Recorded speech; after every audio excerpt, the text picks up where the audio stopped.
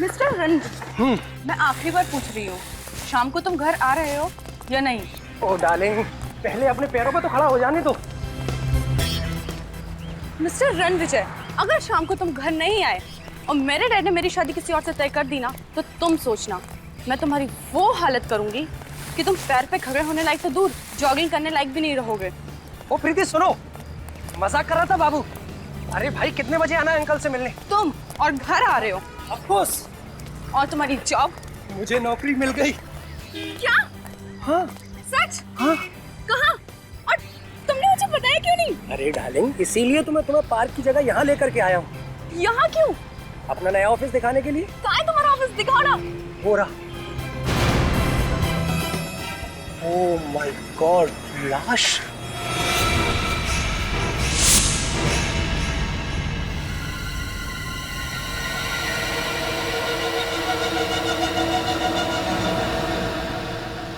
Sir, हो सकता है इस आदमी ने आत्महत्या की हो। अगर इसे लटक के मरना होता तो अपने घर पे भी लटक के मर सकता था।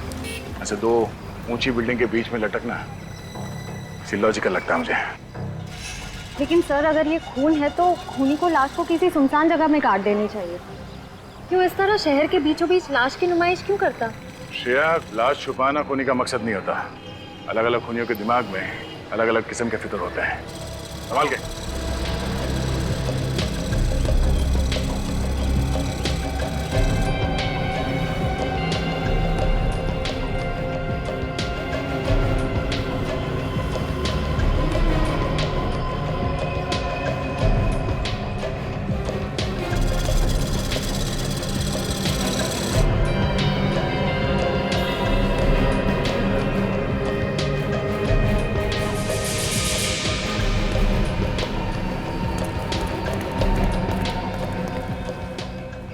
शरीर पे कोई चोट या घाव का निशान तो दिख नहीं रहा है। तो फिर इसकी मौत कैसे हुई होगी? सर, हो सकता है इसे यहाँ लटका के मारा हो। जिंदा आदमी को ऐसे दो ऊंची बिल्डिंग के बीच में लटकाना कोई आसान बात नहीं है श्रेया।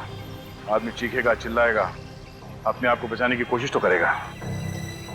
सर, इसका मतलब इसकी मौत पहले ही हो चुकी होगी जब खूनी ने इसकी लाश को ऊपर टांगा होगा। हो सकता निखिल, एक आदमी को ऐसे लटकाना किसी अकेले आदमी के बस की बात नहीं है। दो तीन लोग होंगे साथ में। हाँ सर, एक लाश को यहाँ से वहां तक लेके जाना और उसे लटकाना, ये सब करने में किसी ना किसी ने तो देखा ही होगा उन्हें। सर, जेब बिल्कुल खाली है, मोबाइल पर्स कुछ नहीं है। इस आदमी ने महंगी घड़ी पहनी हुई है, मतलब ये खून लूटने के इरादे से नहीं हुआ है। श्रेया, निखिल, इस बिल्डिंग के टेरेस पे जाके देखो। खूनी ने कोई ना कोई सुराग तो जरूर छोड़ा होगा इस बिल्डिंग के छत पे।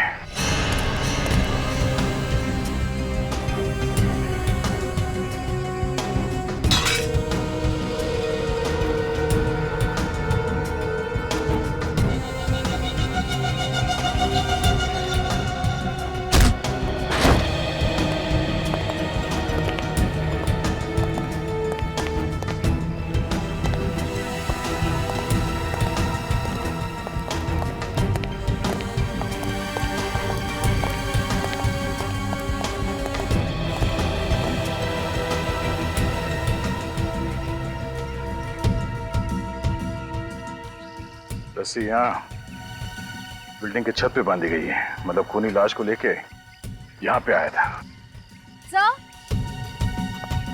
सर, सामने की टेरेस से ये लोहे का एंकर मिला। एंकर? ओ, मतलब खूनी ने इस एंकर को रोप गन से उस बिल्डिंग के छत पे फेंका और उसके बाद इस पुली की मदद से लाश को रस्सी से बांधकर बीच में लटका दिया। बहुत बड़ी प्लानिंग की है इस खूनी ने, हाँ? उस लाश को लटकाने के लिए। ये सब करके साबित क्या करना चाहता था वो? सर, ये शंभू है, इस बिल्डिंग के सिक्योरिटी गार्ड। शंभू, ये जो लाश थी नीचे, तुम पहचानते हो उसे? हाँ साहब, पहचानता हूँ। वो सुधांशु जी, इसी बिल्डिंग के 7वें माले पर ऑफिस है उनका। खूनी भी इसी बिल्डिंग में था और तुम भी यहीं पर थे। तो तुम्हारे रहते सब कैसे हो? पता नहीं साहब, पर कल रात को 8 बजे तक तो मैंने सुधांशु जी को ऑफिस में ही काम करते हुए देखा था। 8 बजे के बाद कौन कौन आया था इस बिल्डिंग में? 7:30 बजे के बाद इस बिल्डिंग में कोई नहीं आया साहब। सर इसका मतलब ये खूनी 7:30 बजे से पहले ही बिल्डिंग के अंदर घुस गया था और जैसे ही मौका मिला सुधांशु को मार दिया इसने। रात 8 बजे और कौन कौन था इस बिल्डिंग में सुधांशु के अलावा? सुधांशु जी अकेले ही थे शायद। शायद मतलब ठीक से याद नहीं है। वो ऐसा है ना मैडम, हमारी ड्यूटी तो बिल्डिंग के गेट पर रहती है और इस बिल्डिंग में बहुत सारे ऑफिस हैं, तो अब सब जगह तो ध्यान नहीं रखा जा सकता ना। छत तो एक ही है ना, तो तुम्हारे रहते वो खूनी इस बिल्डिंग की छत पे आया कैसे? सोसाइटी वालों ने सभी ऑफिस वालों को एक एक चाबी दे रखी है, तो उसी ऑफिस की चाबी से छत का दरवाजा खोला गया होगा साहब। कल रात 8 बजे के बाद तुमने किसी के चीखने चिल्लाने की आवाज सुनी थी इस बिल्डिंग में? नहीं साहब, कोई आवाज़ नहीं सुनी। जब देर रात तक सुधांशु ऑफिस से नीचे नहीं आया तो तुमने ऊपर जाके चेक नहीं किया? साहब सुधांशु साहब रोज देर रात तक ऑफिस में काम किया करते थे, तो हमने सोचा कि आज भी वो नाइट ड्यूटी कर रहे होंगे। निकल। लगता है ये खूनी सुधांशु के कोई आसपास वाला ही है, क्योंकि अच्छी तरह से जानता था कि सुधांशु को कब और कहां मारना है।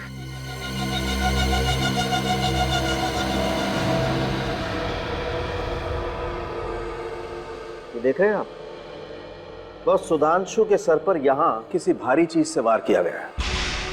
यार साळुंखे, ये कोई चोट है ही नहीं, सूजन है सूजन। तुम्हारे कहने का मतलब है कि इतनी सी सूजन की वजह से सुधांशु की मौत हो गई? नहीं, इस चोट की वजह से शायद सुधांशु बेहोश हुआ है। अगर इस चोट की वजह से ये बेहोश हुआ है तो फिर मौत कैसे हुई इसकी? बॉडी पे तो नहीं दूसरे जख्म के निशान दिख नहीं रहे। जहर से। देखा कितनी ब्रिलियंट है तारिका जी, मुश्किल से मुश्किल सवाल का जवाब इनके पास रेडी रहता है। ये कौन सा जहर है? एथेन सैंडाइल ट्राइऑक्साइड। इथेन सैंडाइल ट्राइऑक्साइड। यार साळुंखे, ये नाम मैंने कहीं सुना हुआ लगता है। इथेन सैंडाइल ट्राइऑक्साइड, यार ये तो वही जहर है ना, स्लो पॉइजन, जो अविनाश कुमार के केस में इस्तेमाल हुआ था। देखा, इसे कहते हैं याददाश्त। कमाल है प्रतिमा, तुम्हारी याददाश्त अभी भी चीते की तरह से फुर्तीली है। ये वही स्लो पॉइजन है, वही जिसकी वजह से इंसान की मौत होने में कम से कम 4-5 घंटे लगते हैं।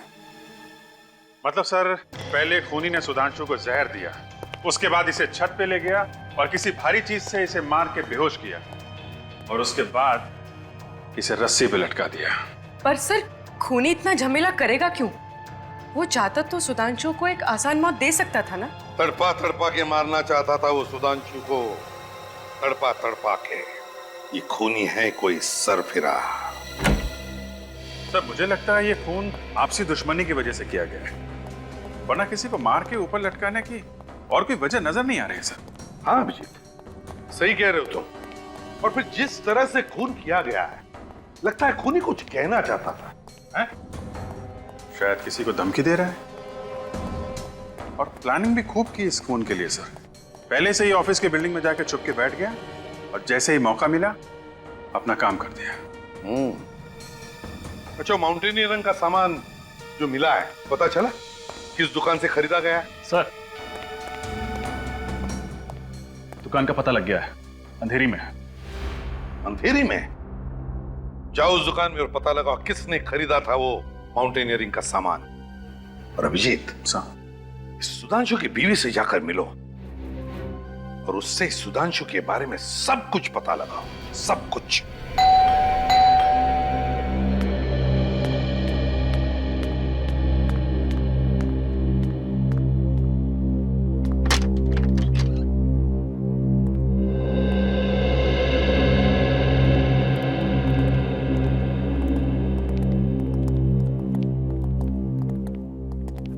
माफ कीजिएगा, हम आपकी हालत समझते हैं, लेकिन सुधांशु के खूनी तक पहुंचने के लिए हमें आपसे कुछ सवाल पूछने पड़ेंगे। जी पूछिए दीदी।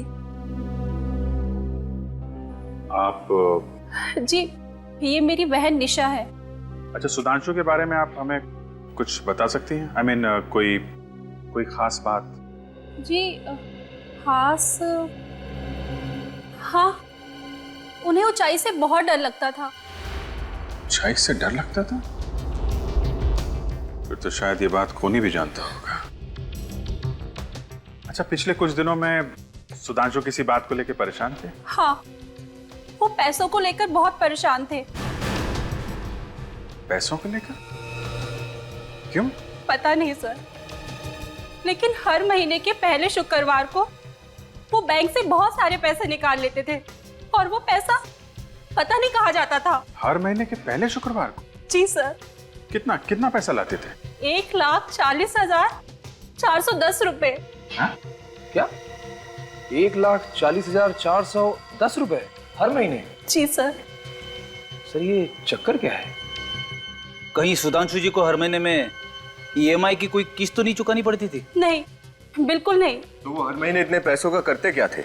पता नहीं। आपने कभी पूछा नहीं उनसे? मैंने कई बार उनसे पूछने की कोशिश की, लेकिन हर बार वो टाल देते थे।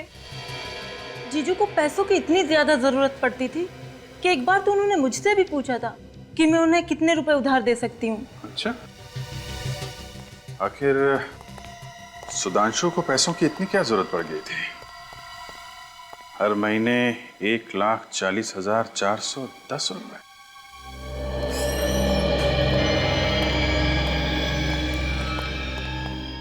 Good morning sir. Good morning. क्या देखेंगे सर आप? हाइकिंग वगैरह करते हैं? हाँ, कभी कभी करते हैं। हाइकिंग का सारा सामान मिलता है हमारे पास। वैसे कुछ सामान तो हम साथ में लेकर आए। क्यों? हम लोग सीआईडी से। सचिन, ये देख, और ये बताइए कि सामान आपके यहाँ से खरीदा गया है क्या? हाँ सर, ये सामान रसिया में बनता है और सिर्फ मेरी ही दुकान पर मिलता है। आप बता सकते हैं किसने खरीदा होगा ये? क्या बात है, कुछ गड़बड़ हुई है क्या? एक खून हुआ है। खून? जी हाँ, इसी चीज से खून हुआ है। सर ये तो पहाड़ पर चढ़ने का सामान है, कोई चाकू बंदूक तो है नहीं। वो तो है, लेकिन क्या है कि आजकल खूनी खून करने के नए नए तरीके ढूंढते रहते हैं। आप रजिस्टर वगैरह चेक कीजिए, कंप्यूटर देखिए, बताइए किसको बेचा होगा।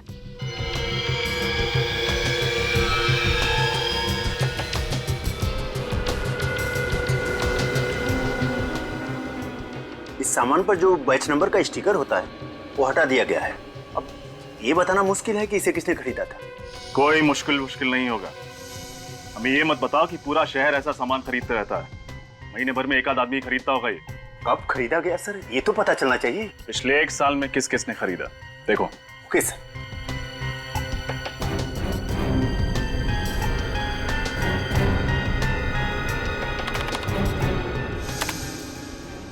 मिल गया सर, 10 लोगों ने। देखा, सिर्फ 10 लोगों ने। सर 10 लोगों का नाम पता नंबर तो मिल ही सकता है। शुरू हो जाओ। कल सुधांशु अपने ऑफिस से थोड़ी देर के लिए बाहर गए थे। हाँ, कल दोपहर को। और सर जब कल निकले ऑफिस से तो उनके पास एक बैग था, पर जब वापस आए तो वो बैग उनके पास नहीं था। सर जरूर उसके बैग में वही पैसे होंगे। हो सकता है। अच्छा, ये कितने बजे गए? दोपहर के 1:30 बजे। 1:30 बजे। और कितने बजे वापस आए थे? जल्दी आ गए थे, 1:45 के आसपास। 1:45 बजे? मतलब 15 मिनट के अंदर वापस भी आ गए? मतलब सर ये सुधांशु कहीं आसपास ही गया होगा। हाँ सर, पैदल ही गए थे, ज्यादा दूर नहीं गए होंगे। पैदल गए थे? अच्छा। तो जब ये वापस आए थे तो कैसे दिख रहे थे? I mean, उनका बर्ताव कैसा था? उनका बर्ताव तो वैसा ही था, पर उनके कपड़े। कपड़े? क्या हुआ था कपड़ों में? उनके कपड़ों पर सीमेंट लगा हुआ था। सीमेंट लगा हुआ था? जी हाँ, सीमेंट। और उनके कोट पर पेंट के निशान भी थे। पेंट के निशान? हाँ, हल्का सा पीला रंग का था। अच्छा, thank you very much. Cement और पेंट के निशान, इसका मतलब सुधांशु किसी ऐसी जगह गया था जहाँ पे कंस्ट्रक्शन का काम चल रहा है और पेंटिंग का। चलो जरा ऑफिस के आसपास चेक करते हैं। मिस्टर राजीव, 15 तारीख को आपने M&N माउंटेनियरिंग से कुछ सामान खरीदा था क्या? हाँ, तो वो सामान मैं देख सकता हूँ? पर किस लिए? मैं CID से।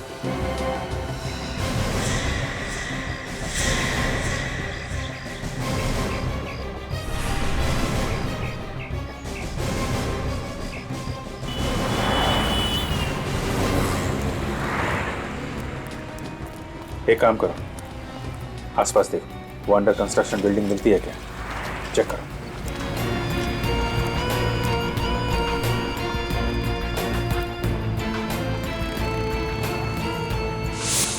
हाँ फ्रेडी, बैठ तो नहीं गया? अरे नहीं सर, यहाँ कहाँ बैठने की जगह है, बस वो अंडर कंस्ट्रक्शन बिल्डिंग मिल जाए वहीं पे बैठूंगा। हाँ, तुम्हारा क्या हाल है? अच्छा, हाँ रुको आता हूँ। अच्छा, तो ये है अंडर कंस्ट्रक्शन बिल्डिंग। यहाँ पे पैसों का बैग लेके आया था सुधांशु। लगता तो ऐसा ही है सर। जरा देखें कैसा पान बनाता है ये। ड्यूटी पे पान? पूछ मत भाई, बड़े टेढ़े आदमी है, न जाने कब क्या कर बैठेंगे। क्या है? क्या फुसफुसा रहे हो? हाँ? कुछ नहीं सर। तुमने कुछ बोला क्या? अरे सर, मैं क्यों कुछ बोलूं? मैंने कुछ नहीं बोला। मेरे कान बज रहे हैं। हाँ? चलो। अरे सुनो, इसे पहचानते हो? ये कौन है साहब? ये कल दोपहर को यहाँ पे आया था, 1-1:30 बजे के बीच में। हाँ, अब कुछ कुछ याद आ रहा है साहब। याद आ रहा है? इसके हाथ में एक बैग था। बैग? देखो, अभी प्यार से पूछ रहे हैं, जल्दी से याद आ जाए तो अच्छा है, वरना बहुत भारी पड़ेगा। हाँ साहब, एक बैग था साहब। था ना? क्या क्या किया उसने बैग का? लगता है साहब उस आदमी का दिमाग खराब था, जाते समय खाली हाथ चला गया। अच्छा, ऐसा तो हुआ नहीं होगा कि वो आदमी वहाँ बैग छोड़कर गया और तुमने जाकर देखा ना हो उसमें क्या है। माफ करना, आपने मुझे रंगे हाथों पकड़ लिया साहब। जी देखा ना जाके वहाँ पे? जी साहब, मगर इससे पहले कि मैं यहाँ से जाता, एक मेम साहब आई और वो बैग लेके चली गई। मेम साहब? देखने में कैसी थी? दिखने में तो मेम साहब ही थी। अरे यार, चेहरा तो देखा होगा ना उसका? नहीं साहब, चेहरा कहाँ देखा, वो मेरी निगाह तो बैग पे ही थी ना। नहीं देखा? अच्छा, ले चलो ब्यूरो ले चलो। अरे नहीं साहब, उसका कद 5.5 फीट के आसपास में था, रंग गोरा और लंबे बाल। बाकी शक्ल के बारे में मत पूछो साहब, शक्ल मैंने ठीक से देखी नहीं। सच कह रहा हूँ साहब, सच कह रहा हूँ। सर, सुधांशु की बीवी और साली 5.5 फीट से कम है, तो ये शायद कोई और ही होगी। इसका मतलब है इस गुनाह में एक लड़की भी शामिल है। हम अंकुश से मिलना चाहते हैं। आप लोगों ने आने में बहुत देर कर दी। 5 दिन पहले उनकी मौत हो गई है। मौत? I am sorry. कैसे हुई मौत? आग में जलकर। ये आग कहाँ लगी थी? उनके ऑफिस में। संभालिए अपने आप को।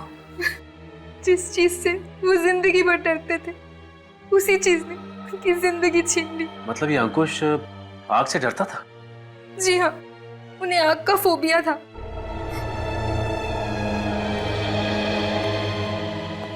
मुझे लगता है खूनी कोई जान पहचान वाला है, जो अंकुश और सुधांशु के फोबियास के बारे में जानता था और उनको तड़पा तड़पा के मारना चाहता था।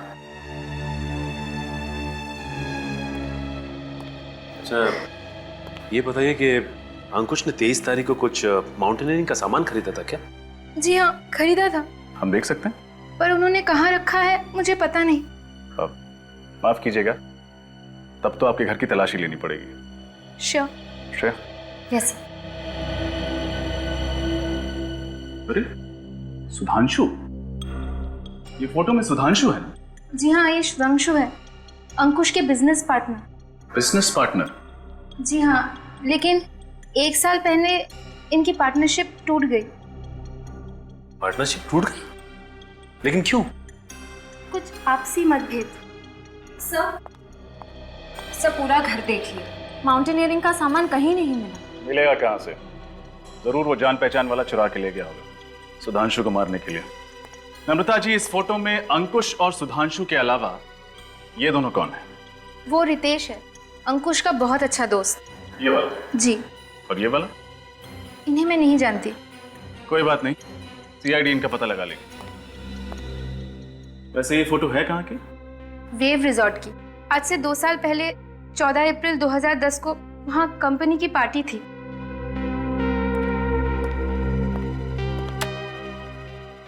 वेव रिसोर्ट, 14 अप्रैल 2010। सर, ये रही फायर डिपार्टमेंट की रिपोर्ट। इसमें साफ साफ लिखा है अंकुश के ऑफिस में जो आग लगी थी वो पेट्रोल की वजह से ही थी। मतलब आग लगी नहीं, लगाई गई। पेट्रोल छिड़क के ऑफिस को राख कर दिया। मतलब अभिजीत, खूनी ने अंकुश को वही मौत दी जिससे वो सबसे ज्यादा डरता था, आग से। सर इसका मतलब खूनी कोई ऐसा आदमी है जिसकी दुश्मनी दोनों के साथ थी, अंकुश और सुधांशु के साथ। सर शायद कोई बिजनेस राइवल हो। सुधांशु और अंकुश पार्टनर्स थे ना?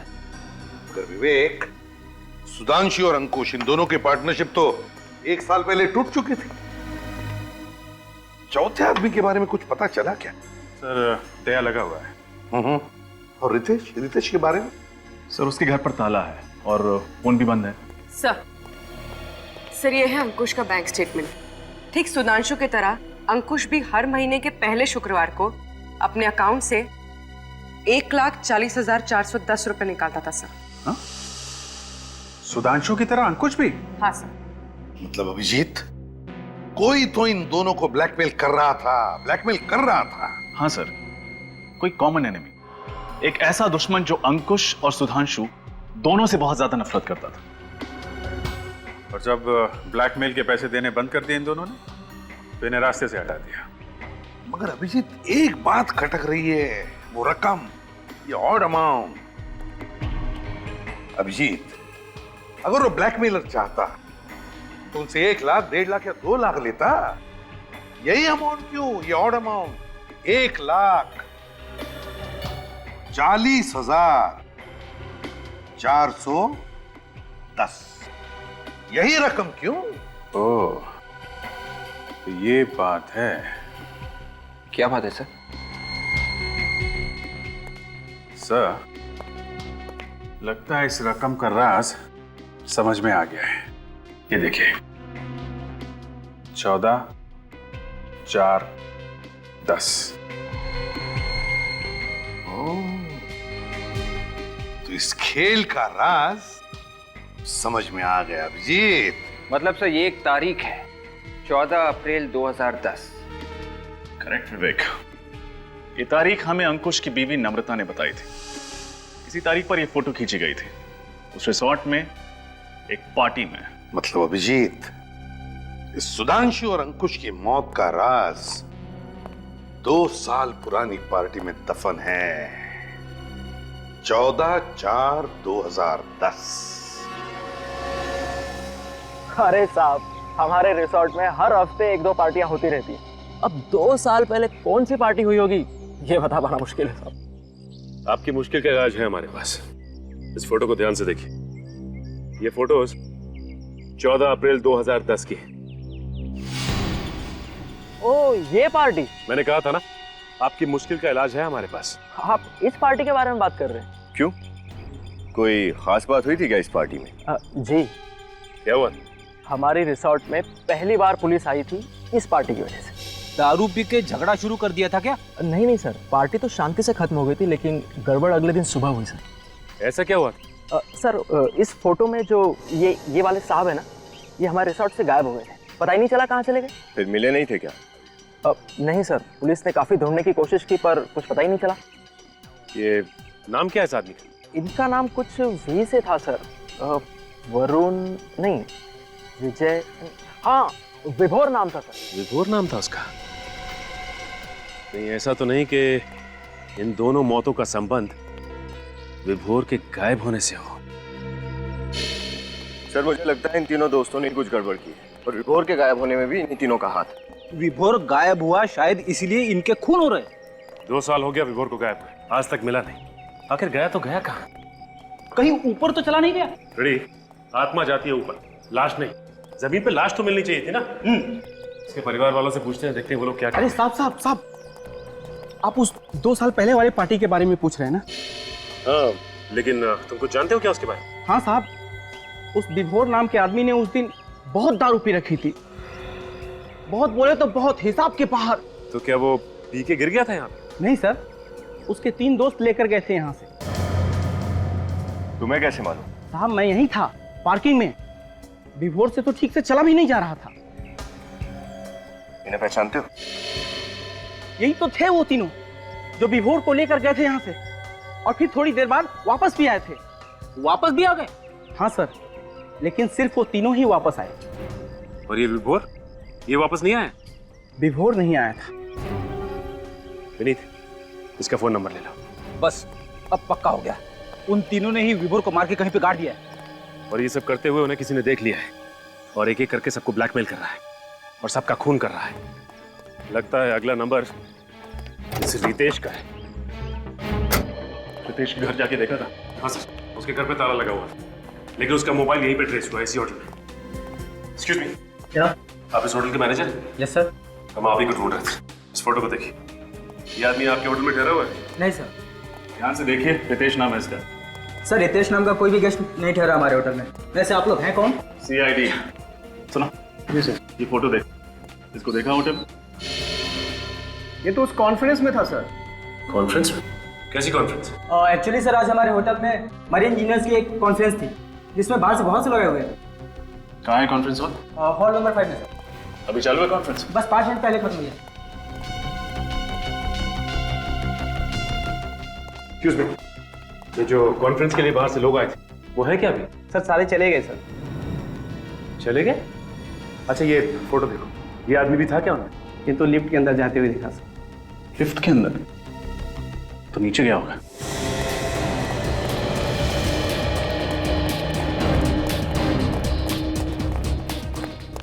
अरे भाई साहब,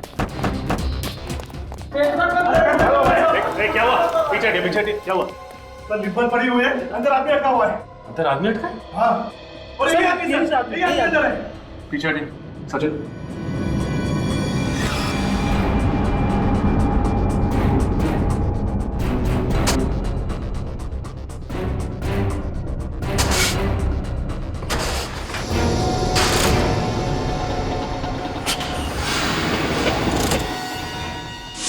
बाहर निकालो।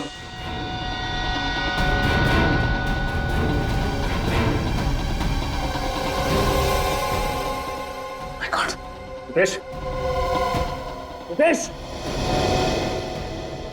सांस तो चल रही है। विनीत, एम्बुलेंस को फोन करो जल्दी। डॉक्टर साहब, अब तबीयत कैसी है रितेश की? डोंट वरी, अब कोई खतरे की बात नहीं। ये तो अच्छा हुआ कि आप लोग उसे सही वक्त पर हॉस्पिटल लेके आए, वरना उसका बचना बहुत ही मुश्किल हो सकता। लेकिन डॉक्टर साहब, एक बात समझ में नहीं आई, सिर्फ लिफ्ट में बंद होने की वजह से उसकी तबीयत इतनी बिगड़ गई? वो बात नहीं है, हमें उनके खून से जहर भी मिला है। जहर?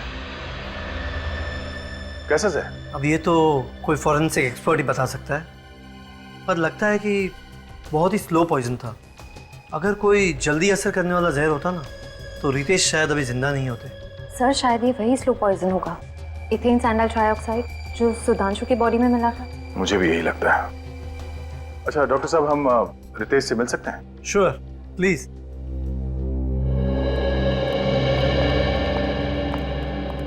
अरे सर,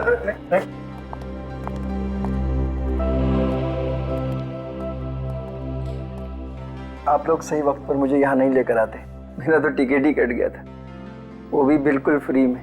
नहीं नहीं नहीं नहीं, फ्री में नहीं, पूरे 1,40,410 रुपए में। 1,40,410? ये कैसे? देखो रितेश, अब सच पे पर्दा डालने से कोई फायदा नहीं। हमने तुम्हारे बैंक अकाउंट के डिटेल चेक किए हैं। तुम हर महीने के पहले शुक्रवार को 1,40,410 किसे देते थे? मैं? किसे? उसी को जिसे सुधांशु और अंकुश भी पैसे देते थे और जिसने उन दोनों का खून कर दिया और तुम्हारे ऊपर भी तो हमला किया। मुझ पर किसने हमला किया मैं नहीं जानता, मैंने तो उसका चेहरा भी नहीं देखा। कमाल, उस आदमी ने तुम्हें जहर दिया, तुम्हें लिफ्ट में बंद किया और तुम कह रहे हो कि तुम उसका चेहरा देख नहीं पाए? हाँ? जहर का तो मुझे पता नहीं सर, मैं होटल से बाहर जा रहा था, अचानक पीछे से किसी ने मुझे धक्का दिया और मुझे लिफ्ट में बंद करके चला गया। ये सब इतना जल्दी हुआ, मुझे उसका चेहरा देखने का वक्त ही नहीं मिला। अच्छा, उसने तुम्हें लिफ्ट में ही क्यों बंद किया? तुम्हें लिफ्ट का कोई फोबिया है क्या? लिफ्ट ही नहीं सर, मुझे हर बंद कमरे से डर लगता है, मुझे क्लस्ट्रोफोबिया है। देखा सर आपने, खून ही सबको दर्द भरी मौत देना चाहता है।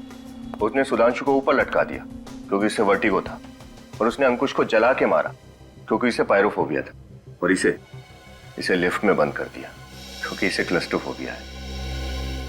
मतलब ये आदमी को इनके जान पहचान का ही है, जिसे मालूम था कि किस चीज से डर है। रितेश, कोई नाम आता है तुम्हारे दिमाग में? नहीं सर। हमारे दिमाग में एक नाम आता है। किसका? विभोर। विभोर? आप लोग विभोर को कैसे जानते? हम तो उस पार्टी के बारे में भी जानते हैं जो 14 अप्रैल 2010 को हुई थी वेव रिसॉर्ट्स में। 14 अप्रैल 2010? ये रकम 1,40,410 वहीं से आया है ना? बताओ उस रात क्या हुआ था एग्जैक्टली जिसकी वजह से तुम लोगों को ब्लैकमेल किया जा रहा था, जिसकी वजह से खून हो रहे हैं? उस रात? हाँ हाँ बोलो, क्या राज है उस रात का? कहाँ है ये विभोर? उस रात विभोर ने बहुत शराब पी रखी थी, उसे सीधे चलने को भी नहीं हो रहा था। हम लोगों ने सोचा इसको थोड़ा घुमा लाते हैं, थोड़ा ठंडी हवा लगेगी तो शायद शराब का नशा कम हो जाएगा। यही सोचकर अंकुश ने गाड़ी निकाली और हम चारों गाड़ी में बैठकर रिसोर्ट से बाहर निकल गए। रिसोर्ट से थोड़ी दूर जाकर एक खाई थी, अंकुश ने गाड़ी वहीं पे रोक दी और हम चारों वहीं पे बैठ गए और बातें करने लगे। क्या बात करने लगे? इधर उधर की बात जो दोस्तों में होती, थोड़ा हंसी मजाक, एक दूसरे की टांग खींच रहे थे। और थोड़ी देर के बाद हम एक दूसरे के डर के बारे में बातें करने लगे। डर? कैसा डर? हाँ, डर। हर इंसान को किसी न किसी चीज से डर जरूर लगता है। जैसे मुझे क्लस्ट्रोफोबिया, सुधांशु को वर्टिगो और अंकुश आग से डरता था। विभोर को ऑल्टोफोबिया था। ऑल्टोफोबिया? ऊंचाई से डर लगता था उसे? जी हाँ, ऊंचाई का डर, क्योंकि वहां पर खाई थी। हमने विभोर को बहुत उकसाया कि अगर तुझ में हिम्मत है तो तू 2 मिनट उस खाई के पास खड़ा रहे और नीचे देख।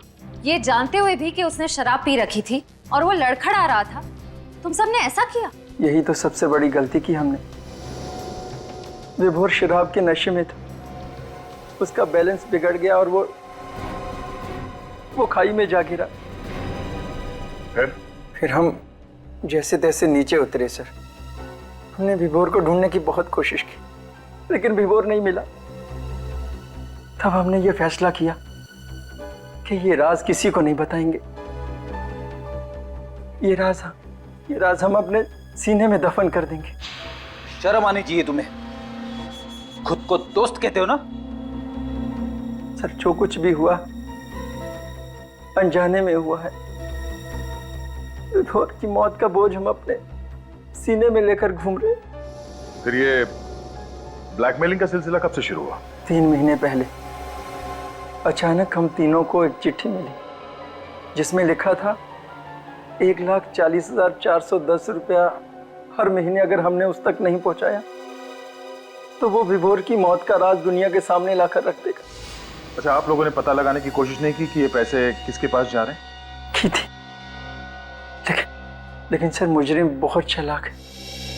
वो हर बार पैसे लेने की जगह बदलता था और आखिर में कहता था कि पीछे मुड़कर मत देखना। ये सब बताने के लिए वो फोन करता था? फोन नहीं सर, चिट्ठी लिखकर टाइम और जगह बताता।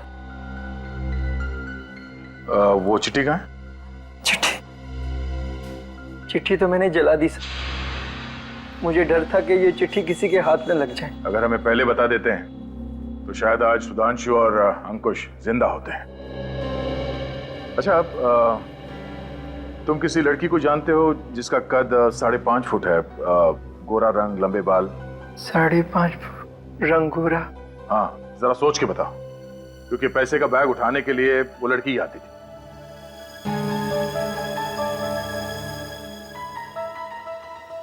ओह माय गॉड, कहीं ये मनीषा तो नहीं? मनीषा?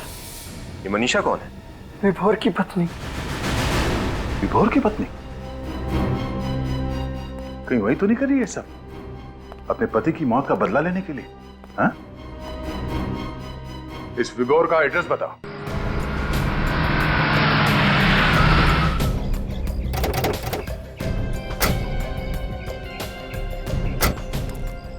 ये विभोर का घर? हाँ सर, प्योर कर गई। सर जरूर इस सबके पीछे मनीषा का ही हाथ होगा। ब्लैकमेल करके वो अमीर भी बन गई और खून करके अपने पति की मौत का बदला भी ले लिया।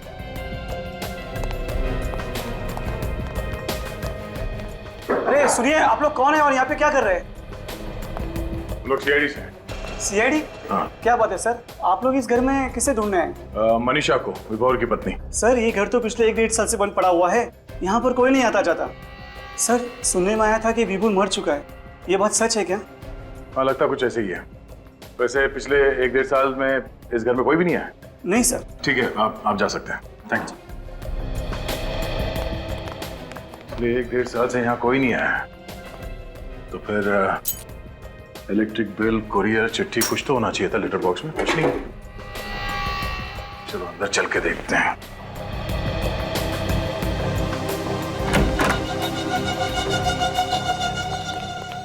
निखिल, जरा देखो लाइट के स्विच कहाँ है।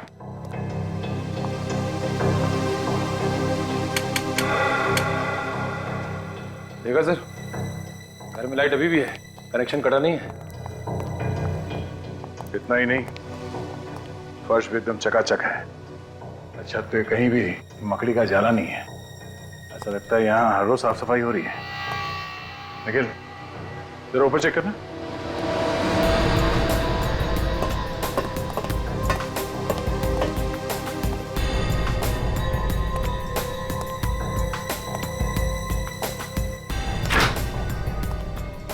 सर ये देखो, फ्रिज में रखा हुआ सामान भी ताजा है।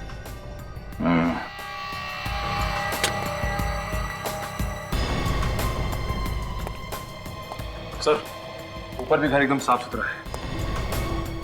मतलब ये मनीषा घर में तब आती होगी जब पड़ोसी की नजर उन पे नहीं पड़ती।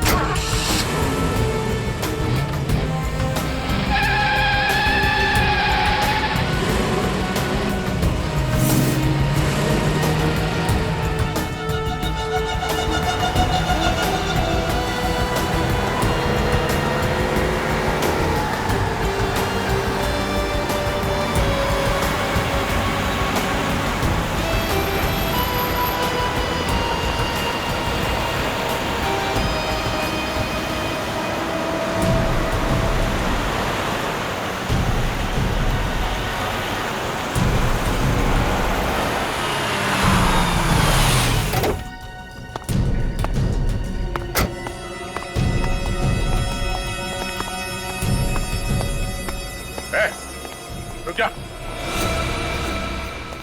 रुक। चुपचाप इस तरफ पलटो और इस कार हटाओ।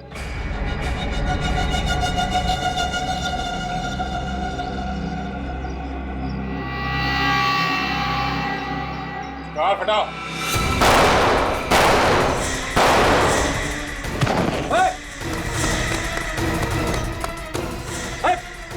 पकड़ो उसे। बस, डोंट मूव। कर नीचे। कर नीचे। कार हटाओ। मैंने कुछ नहीं किया, मैंने कुछ नहीं किया, मैंने उसके कहने पे किया था। किसके कहने पे? हाँ, किसके कहने पे?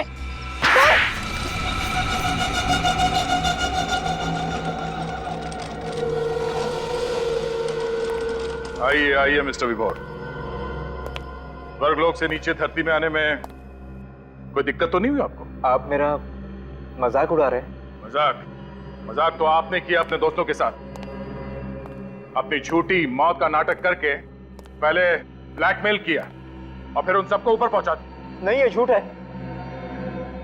हाँ, मैंने उन्हें ब्लैकमेल जरूर किया था, लेकिन मैंने किसी का खून नहीं किया है। क्यों कर रहे थे तुम ब्लैकमेल? क्योंकि मुझे उन्हें सजा दिलानी थी। मेरे साथ जो अन्याय हुआ उसका बदला चाहता था मैं। क्या बात है, बड़ी अच्छी सजा है। उनसे लाखों रुपए ऐंठ के तुम्हें इंसाफ मिल गया। मेरी हालत देख रहे हैं ना आप, चल फिर भी नहीं सकता। नर्क से बदतर जिंदगी बना दी उन लोगों ने मेरी। इसके बदले में थोड़े पैसे मिल गए तो क्या गलत किया? इसी बदले की आग को मिटाने के लिए तुमने अंकुश को आग में जला दिया और सुधांशु को लटका दिया। हाँ? मैं उन्हें क्यों मारूंगा? उनकी मौत की वजह से तो मुझे पैसे मिलने बंद हो गए। और इस हालत में ये ऐसा कर भी कैसे सकते हैं? अच्छा, तो कौन है वो आप लोगों का चाहने वाला जो आप लोगों के लिए इन तीनों से बदला ले रहा है? हाँ? एक बात बताओ, उस 14 अप्रैल 2010 को एग्जैक्टली हुआ क्या था वहां पे? सोच समझ के बताना।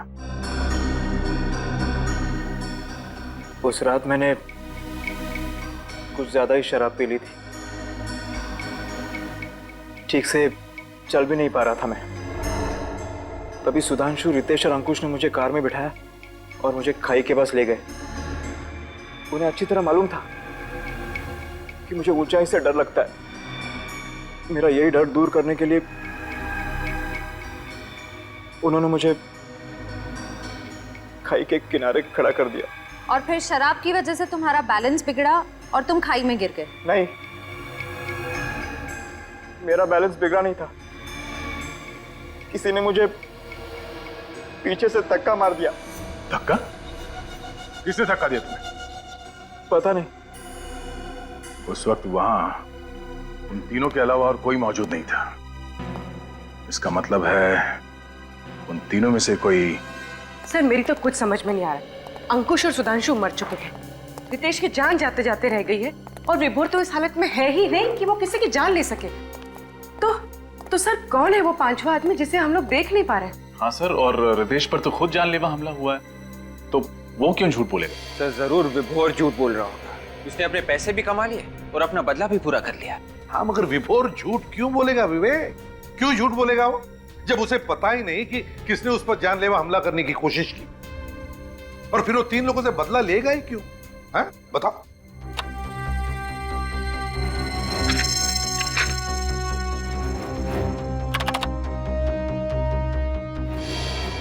ये रितेश उस दिन होटल में कोई कॉन्फ्रेंस अटेंड करने गया था ना? Yes sir.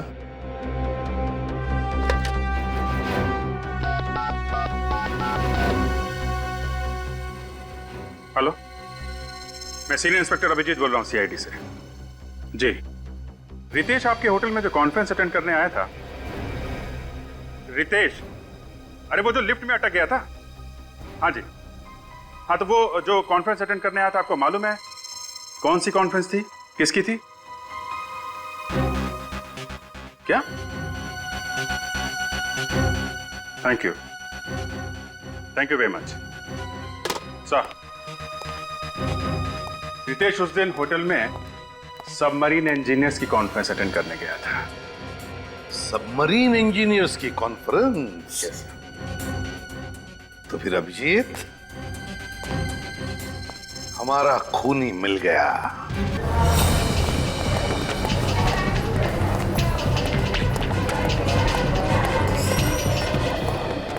रितेश का? वो ब्लड टेस्ट के लिए गए हैं। ब्लड टेस्ट के लिए? अटेंडेंट को फोन करके बोलो उसे वहीं रोके। पर बात क्या है? वो बोला जाए वही करो, जल्दी।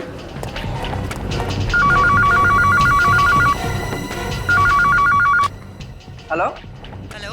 हाँ सुनीता, क्या हुआ? सर वो सीआईडी वाले आए हैं, बोल रहे हैं रितेश को कहीं जाने मत देना। रितेश तो मेरे सामने ही बैठा है, वो कहाँ जाएगा? क्या हुआ? कहाँ गया वो? सर वो बाहर की तरफ गया है। तुम ठीक हो?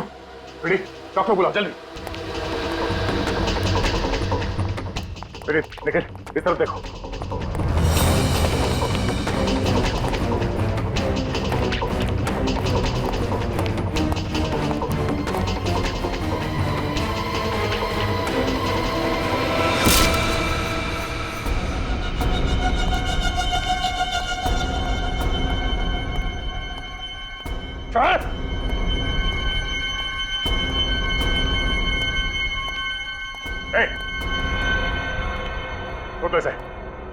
छोड़ दे से वरना अच्छा नहीं होगा।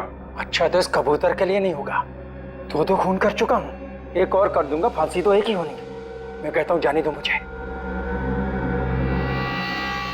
ठीक है, तुम चले जाओ, निखिल को खुश नहीं होना चाहिए। अब है ना लाइन पर, कर नीचे करो। नहीं दे रहे, कर नीचे करो।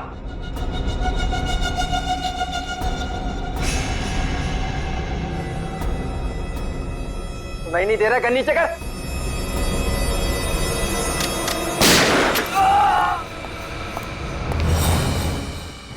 दो खून करके सीआईडी से पंगा लेगा तुम? आप लोगों को पता कैसे चला कि खून मैंने किया? तुम्हारा झूठ जो पकड़ लिया हमने। तुमने हमसे कहा कि तुम्हें क्लॉस्ट्रोफोबिया है, मतलब बंद कमरों का डर। हाँ?